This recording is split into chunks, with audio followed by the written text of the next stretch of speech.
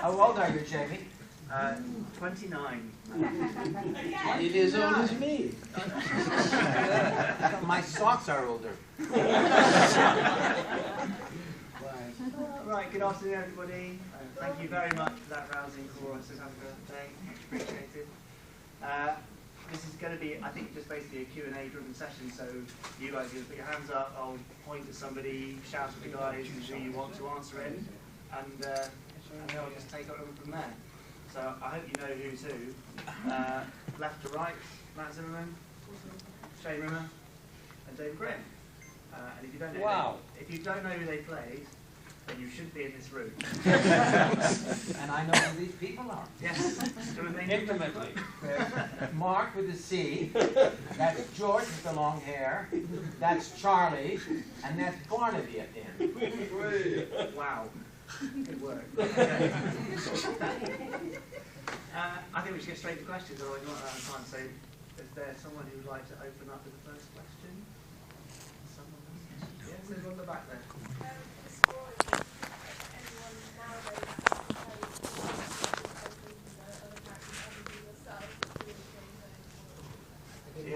I didn't quite get it. We didn't hear it. Pick any current actor or actress to play the Thunderbirds characters other than yourselves. Who would it be?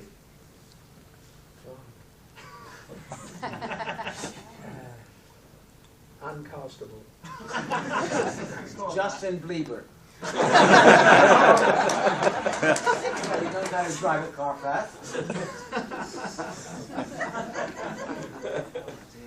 I've never even thought about that, but now it's kind of all set in stone for next year anyway, isn't it? So George Clooney. so George Clooney would make a cool Jeff Tracy, I think. Yeah. But I'm not sure otherwise. Who would make a good partner? I can't think. They probably want to modernise Parker and make it Russell Brand or something like that. Discontent in the room. Alan Cummings. You know Alan Cummings, the Scottish actor? Yeah. I think he'd make a good partner. Over my Because he dead can do body. the acting. Probably will be. Yes, that's a good point. I'm glad you can't do it until he's dead. You know.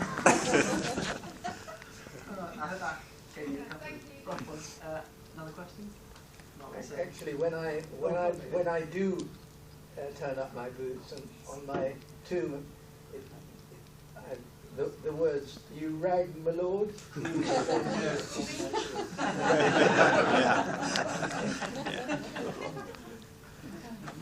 I didn't. Yes, you did. Go on, Mark, let's see. You've probably been asked this a million times. What were your thoughts originally when you were approached before anything was made back in whenever it was in the early 60s? Early 60s. Well, obviously you never imagined it would have this kind of legacy, but what were your thoughts when you were first contacted to play a part like this? God, I can't drive. Well, I'd done a few series for Jerry beforehand, so I basically knew what was coming, but I didn't know how fantastic it would become and how long-lasting it would become. And I don't know, you may have heard the story before, but Jerry took me out to lunch at a pub in Cookham because he said that the wine waiter at this pub might be worth listening to, you see. And then we sat down, he called the wine waiter over, and he said, "Would you like to see the wine list, sir?" So that's what, that was the basis of Parker, you know, and I H'd him and DH'd him and played around with him, but I owe the wine waiter in the pub in Cookham quite a lot. Yeah. When you guys were given, I guess, a synopsis or a first script, did you look at the kind of combination of characters and stories and vehicles and think, oh, this is, you know, something different, this is a bit unusual, or was it just, did it just seem like another job at the time? Well, I think it was, it was technically on a much higher level than the previous stuff I'd done for Jerry. I mean, the total conception was, much more ambitious. I was the last one cast. Nobody showed me a script. I walked into Sylvia's office, and she said, "Don't speak." And she had Alan on the thing. I've heard this story before. She thought I looked like the dummy. So she said, "You didn't speak," so I spoke. And she said, "That's Alan Tracy's voice." The next question I asked is, "What's the money?" That's what I wanted to know, was the money. So I never saw a script until the first time I shot, and that's when I found out we had to do other voices. Well, which was fun, and it was one of the nicest companies I've worked with in a long time. We were very happy, very friendly together. We were in Slough for the first 16. And we had, I think, 3 hanging mics in the studio as words of work. And it was a lovely time. We had a lot of laughs. All of us, it was great. It was absolutely great. Your father in the control room, Sylvia on the floor directing, more or less, But That's a funny place to direct from, isn't it? on the floor, Yeah. that's where I usually have most of us were. Laughing. I mean, the first episode, when Lady Penelope rang, Barker came in, he said, "You called, my lady." And I think it morphed into "you rang," and it became one of these sort of Catchphrase. catchphrases Very of the much. series. It was much better. I don't know who suggested it, Jerry probably. Another question? Have any of you ever done a sat-nav voice or been asked to? Seeing as you're known for your voices. No, because I keep getting lost. Parker might No, be I quite- haven't. quite a good one. We have done a game. We did a game. Do you remember we did a game? Did we? Yes. What game? We went to the studio in London and we would put down a whole Thunderbirds game thing. Yeah. We got paid quite a lot of money for it. You don't remember that? I had periods when I sort of removed myself from the rest of the. Oh, I see, right, okay. I think the sat-nav would be a very Sometimes good around for idea. months. I would have thought Parker. Because when we pass, I could say, "We are now passing Woburn Scrubs." Where it is incarcerated by you.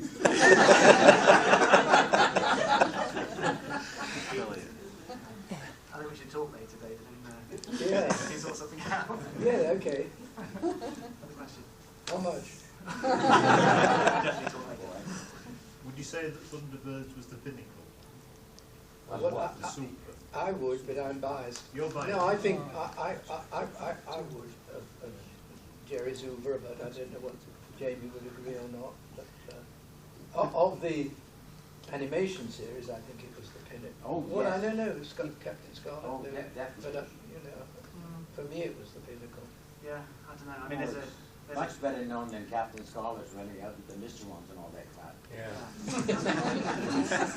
Oh, and that was How can you say that? I mean, the level of production was fantastic. Oh, yeah. Yeah. It was like each episode, especially the 50-minuters, were just like a feature film. I mean, they were amazing. Yeah.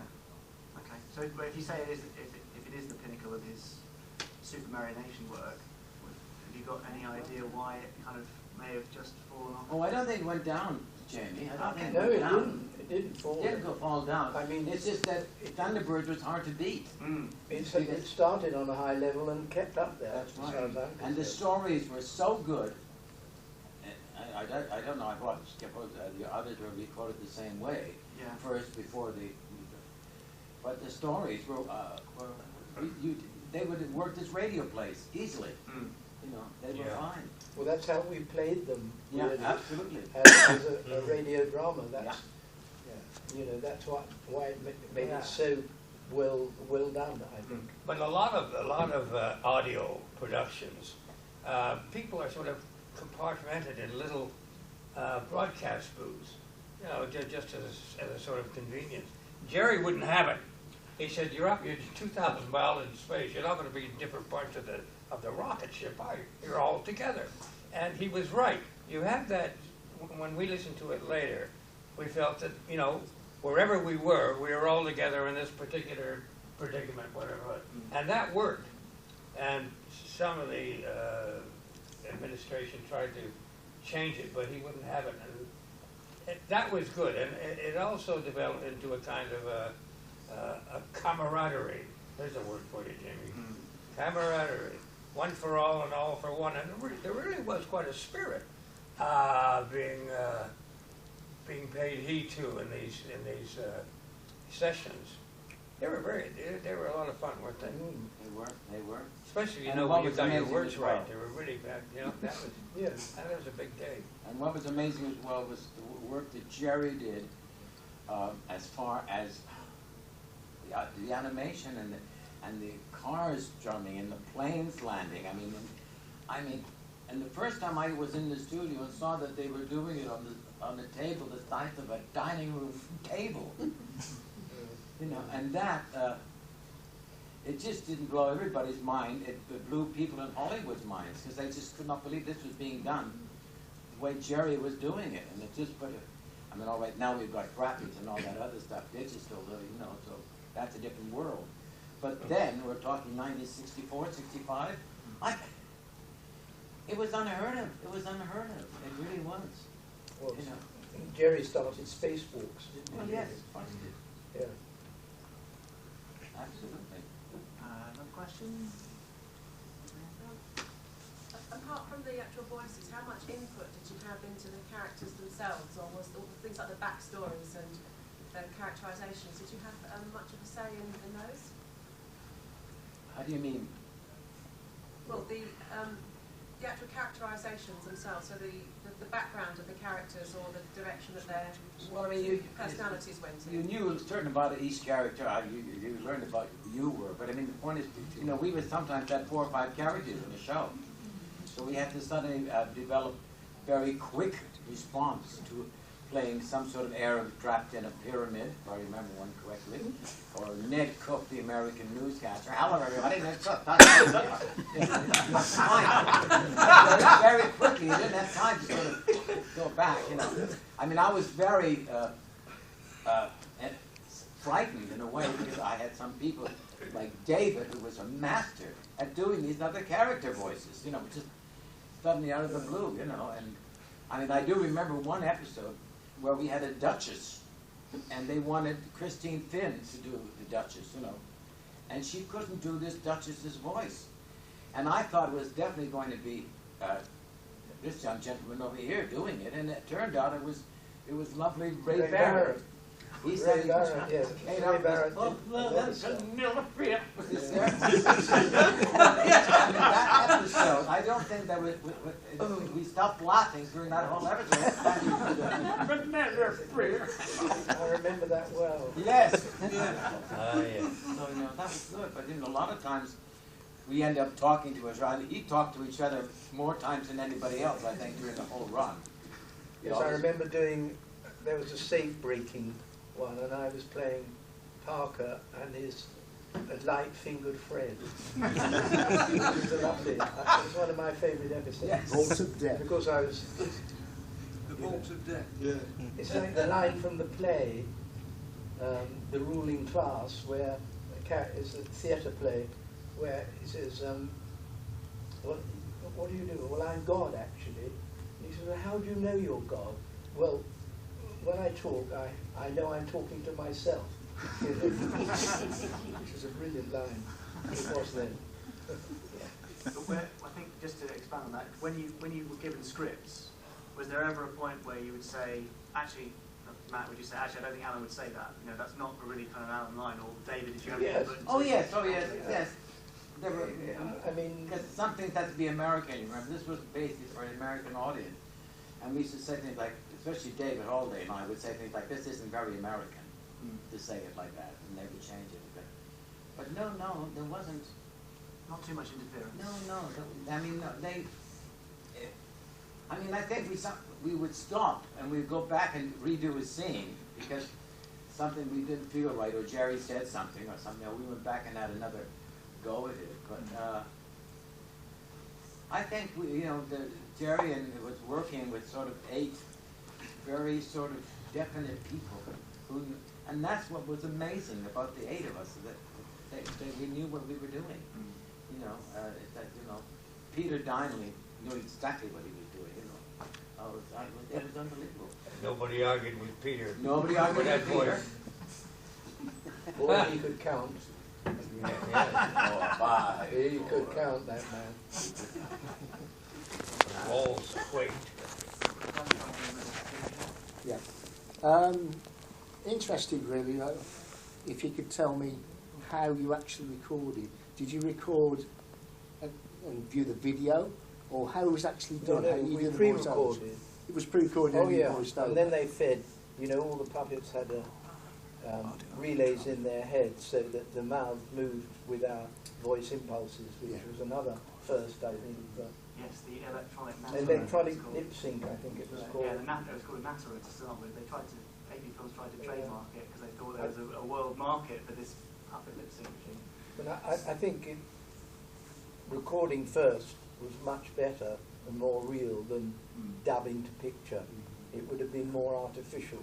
We recorded it as a stage play, as a radio play, and I think that helped a lot. So were you in a studio? a studio together. on your own? Yeah, it's like a radio studio. Yeah, like a radio station. Yeah. So had you done radio plays? You knew that Well, sort of...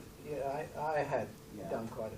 Well, we all did, I suppose. But I was on the drama rep a long time ago, you know, so I knew my way around the studio. I suppose you television know, was quite new then, really, wasn't it? Pardon? I suppose television was still fairly new and it was Yeah. not radio. Yeah. I mean, there are certain rules you have to learn when you're doing a radio script, not to rustle your script. Get rid of a page so it goes on the floor without making any noise. You have to learn, you have to know all that. And we all seem to know that, so that was all part of it, you know. But you did have a script, so you didn't have to learn. Oh yeah, no, Well, no, that was a plus. No, we have to memorize it now. Did you find you needed many retakes? Many goofs of that?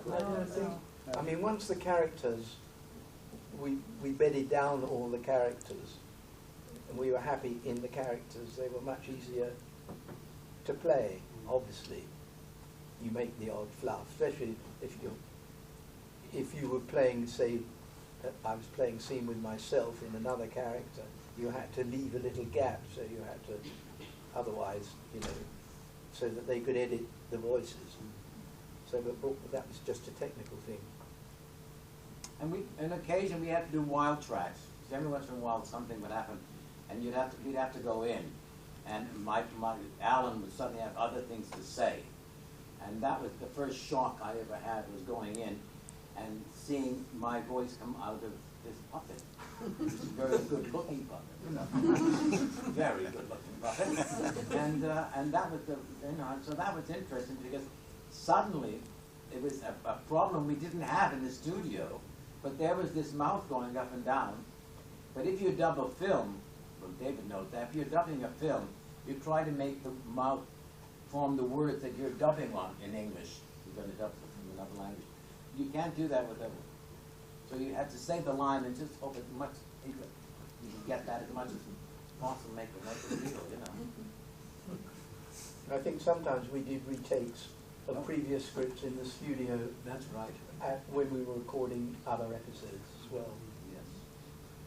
You mentioned about doing different characters and talking to yourself. Did you ever forget to switch voices or No, I don't think I did. As I say myself, you know.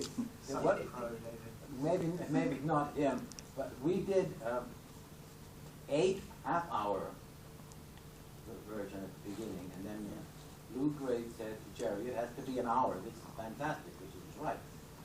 So we had to go back and extend the stories.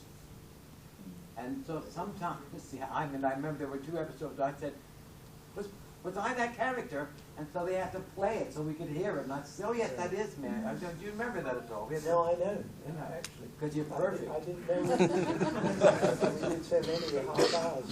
Yes, we did 8. Yeah. And then we had to do, I think it was 8. You It was know. 8 or 9, I think. Yes. Yeah, And then we had to do another story on top of it. And of course, we picked the characters up, and you had to remember what, you know, that wasn't me, that was Ray. Are you sure? No, right? We had a couple of that, but you know. But, other than that, no. Sort of a question down the front from here somewhere.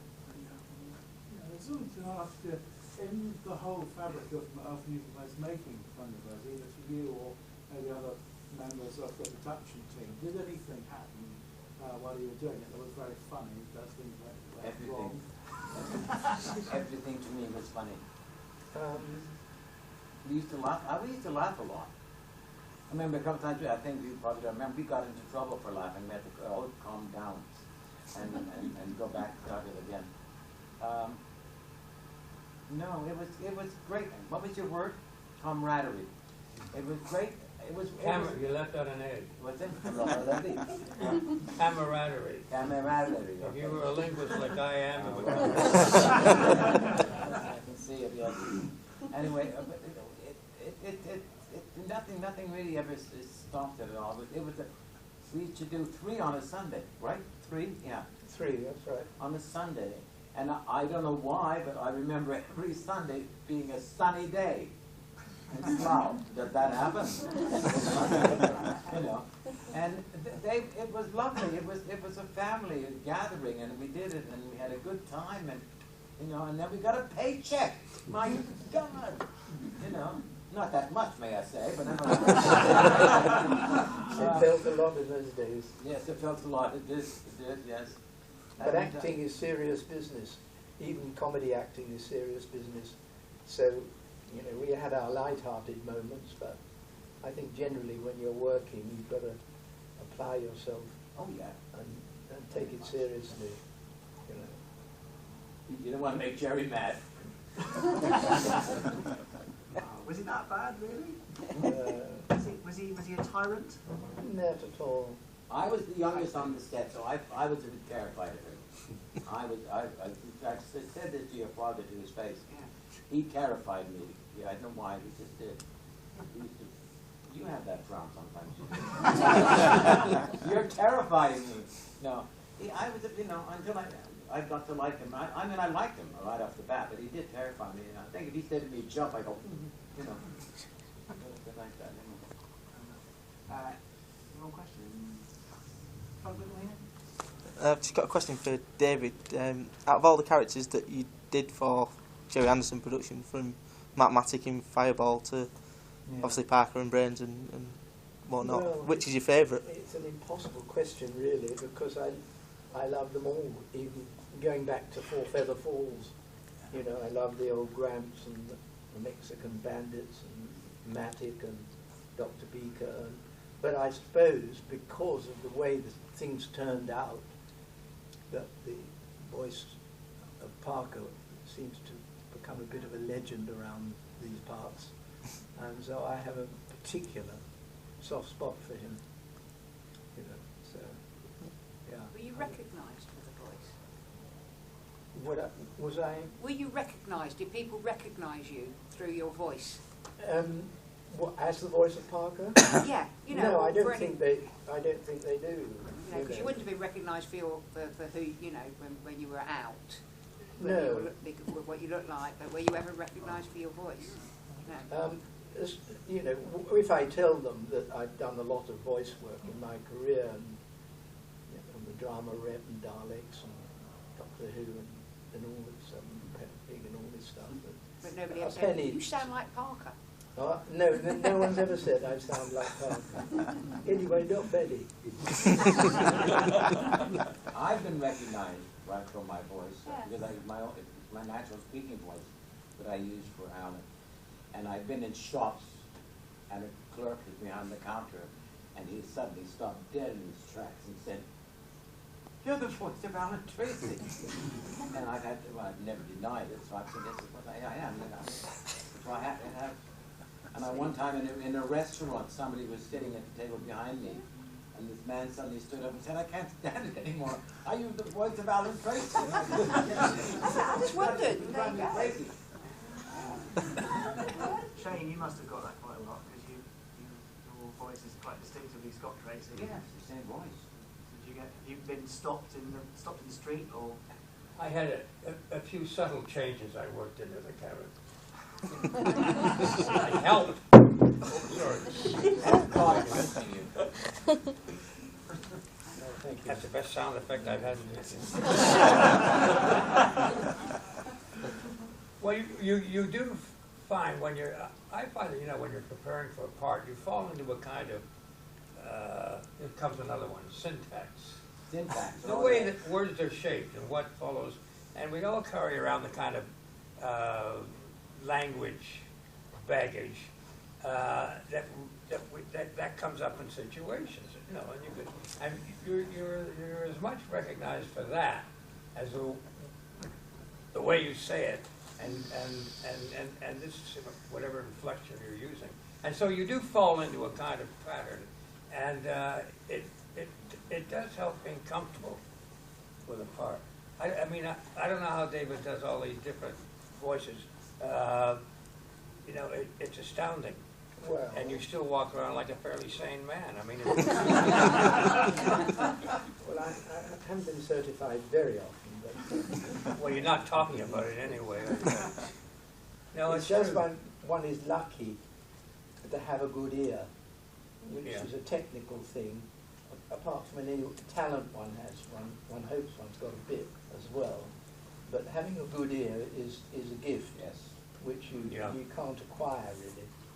I've always had it, and I've been very lucky because it's helped me in my career immensely. And what is your real voice? What's all A that? bit like Matt Zimmerman. Would you say that doing voiceover work is almost more of a listening skill than a speaking skill in that case? What, doing voice work? Yeah, especially when you're doing. Well, it's a combination of both. I mean, half acting is listening properly. It doesn't matter what you're doing, whether you're doing a stage play, a series, a comedy. It's the way you listen to what other people are saying, because you are stimulated by what you say, by what the other person says, you know. And as we recorded the series, as in a sense a one-off drama each time, I think listening was very important, even though you were not saying anything. And it's like my relationship with Lady P, you know. It was her listening to me, and I think it's very important. how could she stand it through all those episodes listening to you from She the back liked seat? me. She Did liked she? me. There's an undercurrent of affection going Yeah, on. well, Think about things like radio plays. I've done a lot of radio plays. I started off in radio. And the thing about radio is you don't have the ability of being on stage and being able to see the body in your face. You have to do it all with the voice on the radio. And you have to get across so much more that it is really an art. I think a voiceover artist like that is very valuable, very valuable. Have you ever stood in for each other's voices? I can't remember doing If so. you stood in for each other's voices at any stage? I don't think so. No. No, I really don't think so. Possibly when someone was away or out of the room or something, and you might just read a few lines, but I think we've all tried to do Parker. I wanted to do the Hood, but I couldn't get my voice down low enough. I never like have it it. too. Yes. Se Gerano. It's scared you. That's too Russian. Didn't you do Gerano as well? No. yes, I did. No, I didn't do the Oh no, whole- Ray Barrett Ray did. Barrett. I did Ray Kirano. Barrett. Ray Barrett did. Yeah. He's a great He was a villain. creepy servant, That's right. Kirano. He was slinky. Gerano would go. He had 4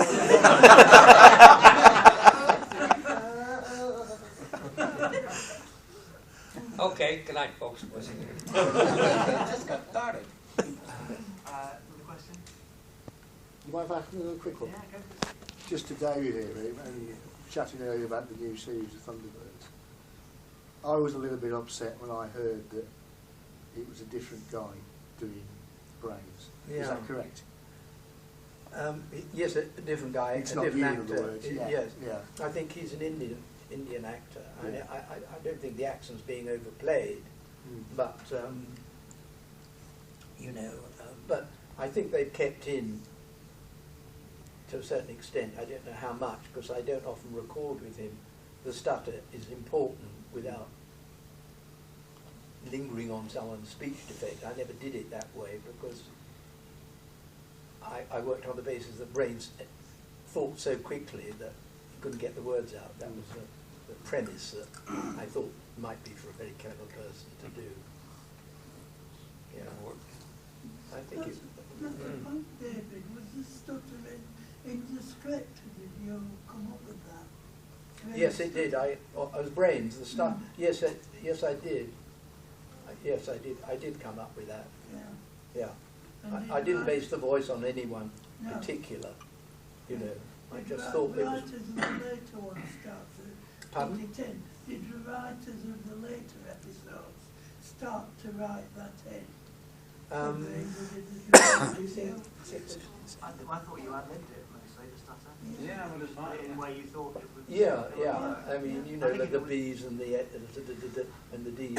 You know, I just, yeah. Jamie is right. I more or less ad-libbed it. Yeah. It seemed to work.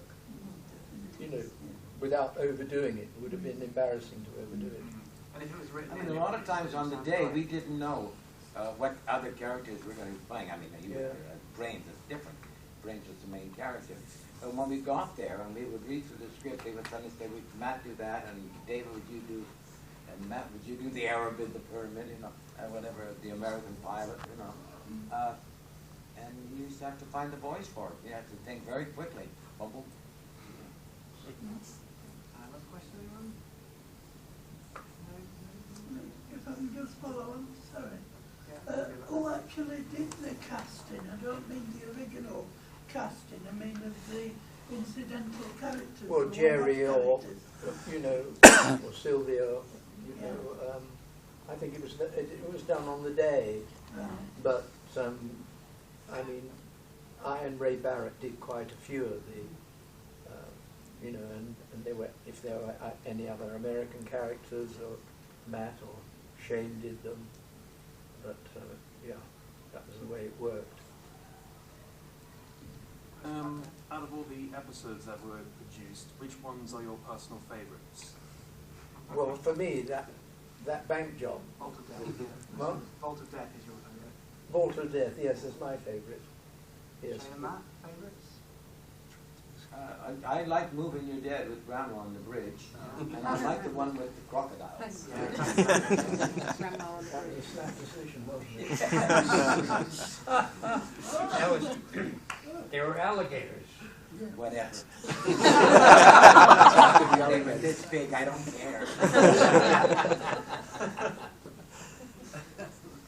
Favourite, Shane? Or are you just going to say all of them? Well, he took my favorite. Oh, Which is what? I like the crocodile. Alligators. Alligators, front with an egg. You know they were about that big. Yeah. Yes. The little newts. They knocked that house down. What? They knocked the house down. Yeah. Scared the shit out of me, I'll tell you.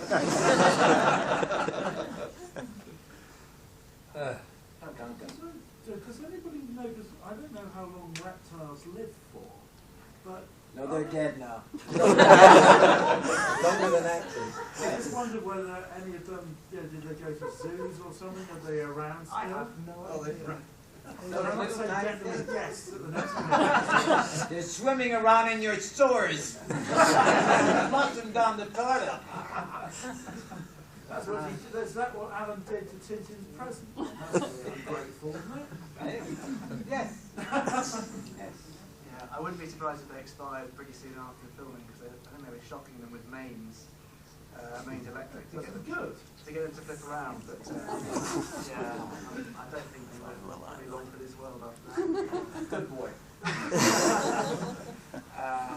Any further questions, folks? Yeah, one at the front there. Which one of the Tracy brothers did you like the best? They're all going to say their own one, aren't they?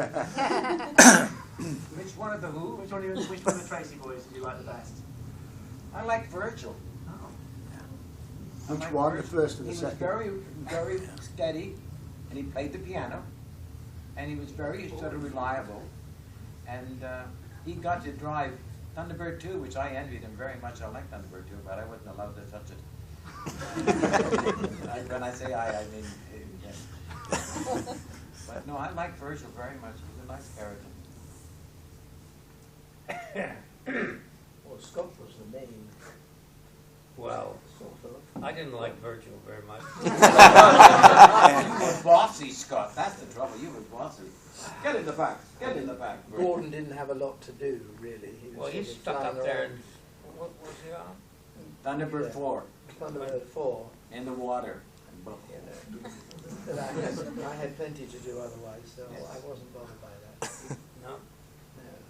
Back to He had a water. cute voice for Gordon. Yeah. Well, you talk very high. I went up a register or two. Yes. Yes, we talked about that for a while after you. I know it worried you, Shane, when I went up a register. I just And walked Ray out of the Barrett door. played John, who was stuck up in the thing. Something wrong with John, I'm sure. We had doctors in, and Jeff had doctors in all the time checking him out. Didn't do any good. No. He ended up in an asylum. Yes. Poor John. One for you, really, Jamie, and maybe the other guys might shed some light, but I've been staggered over the years why your dad was never knighted for the services to, well, everyone, not just children. Yeah. But I can never understand why he was never an ME or Sir or whatever. And I don't know whether you have any thoughts on that? Well, I or? don't know. He was very, very proud of his MBE. When Yes. he put the invitation through the That's right. post, he was absolutely thrilled. And I don't think he ever thought or said to anybody, I should be bloody knighted, you know.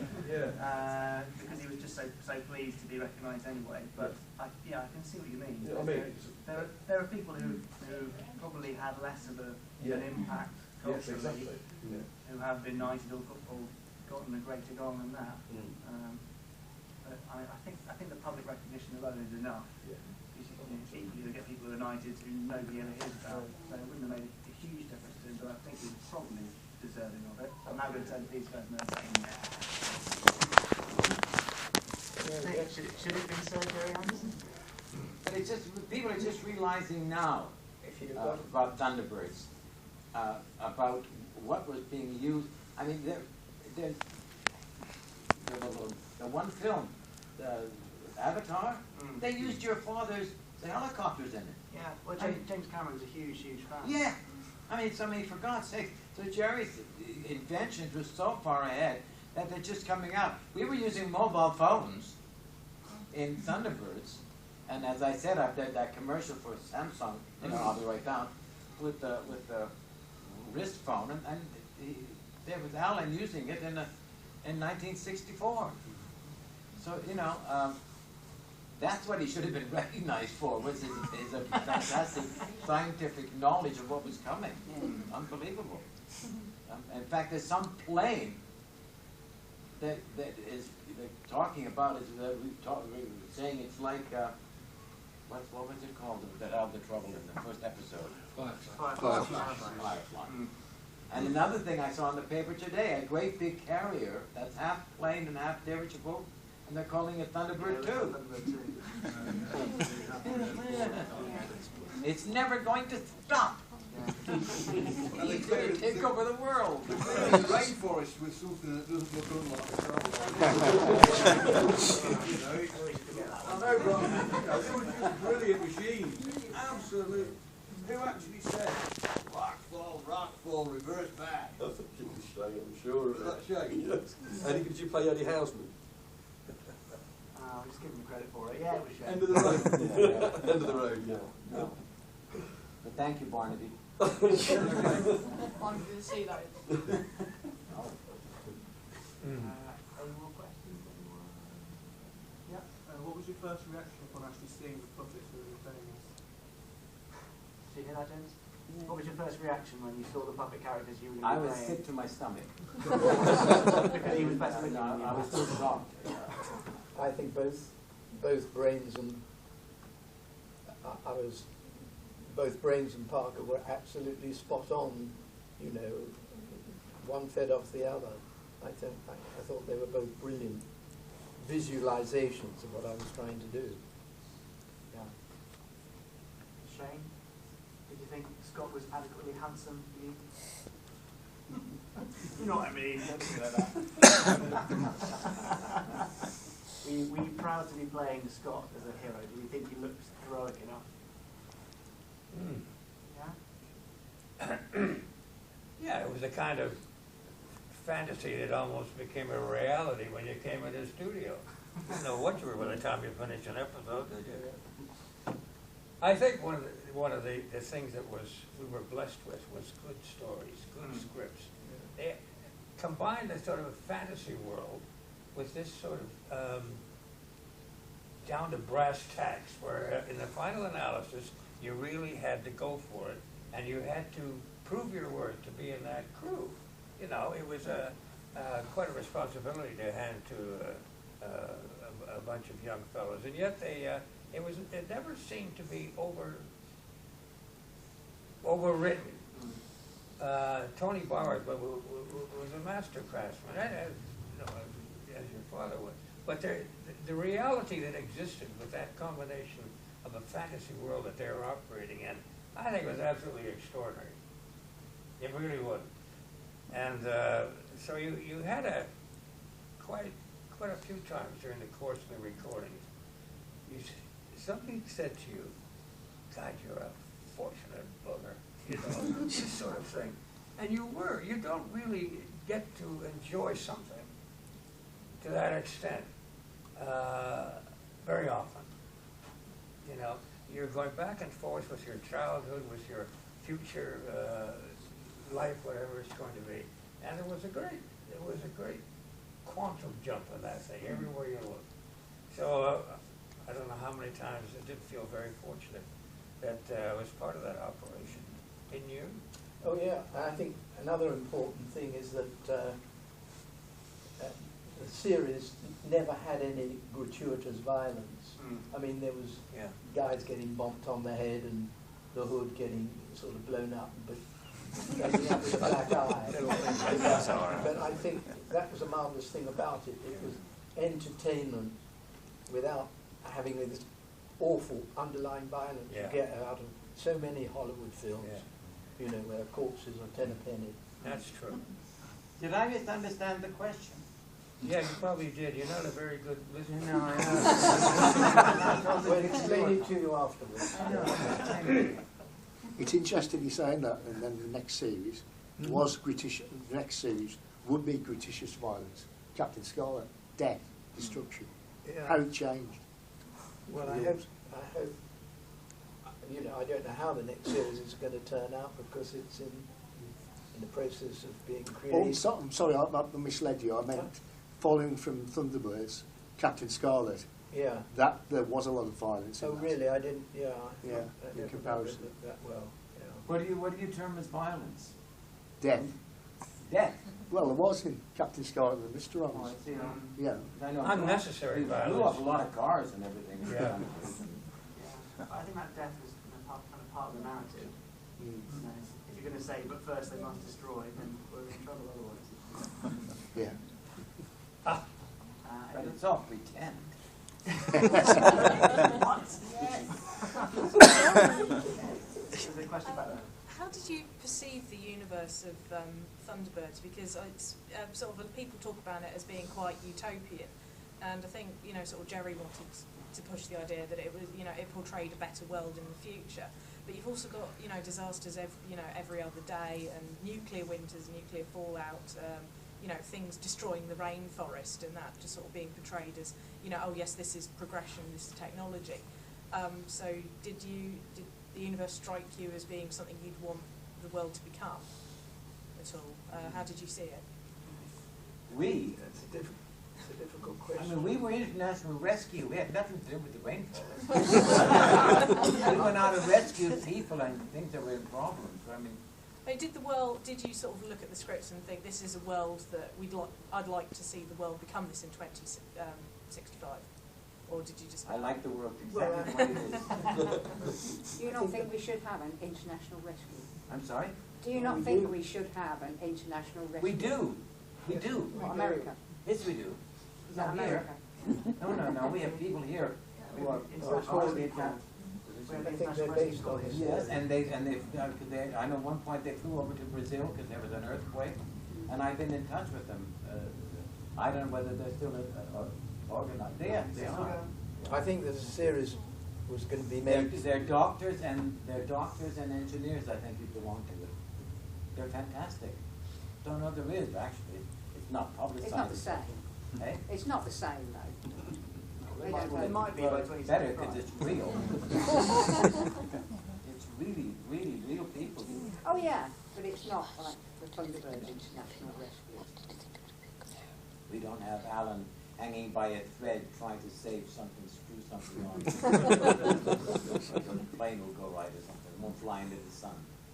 I mean, I think it'd be good to deal with global warming in a sense because it's possibly the biggest danger the planet faces. You know, in terms of an adventure story, to get a message over might help. I don't know if they're going to deal with it in the new series. I'm not sure. I mean, whatever happened to that mouse? That the hood. We worry about alligators. I worry about that little mouse. You know, signals. I think one of the Did alligators. Jerry kill that mouse? Probably.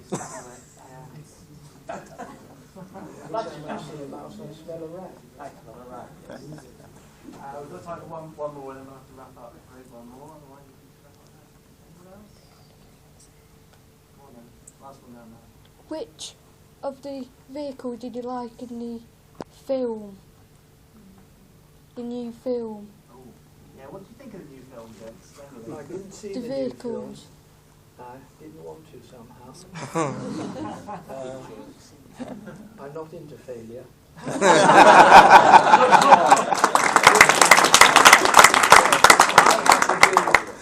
The premiere with Sylvia Anderson in Birmingham of this film, and I had to sit through it.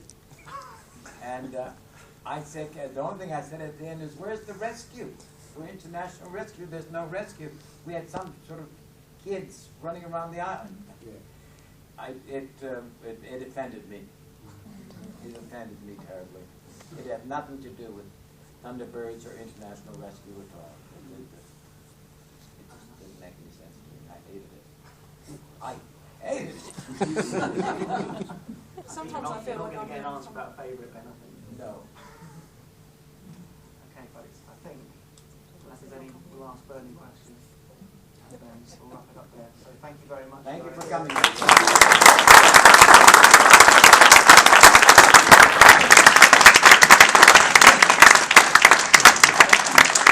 Maybe you haven't seen it, Snally, you need to get a signature off this. All very good.